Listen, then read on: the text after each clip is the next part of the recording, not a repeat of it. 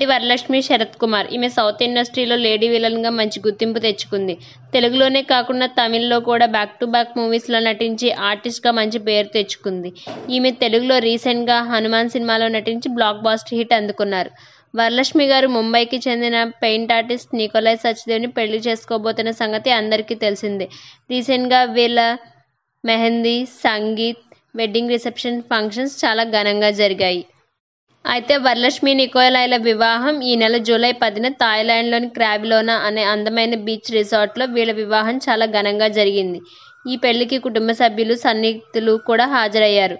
ఈ కపుల్ ఉదయం south Indian ట్రెడిషనల్లో పెళ్లి చేసుకున్నారు. ఈవినింగ్ అందమైన బీచ్ వేడుక కూడా జరిగింది.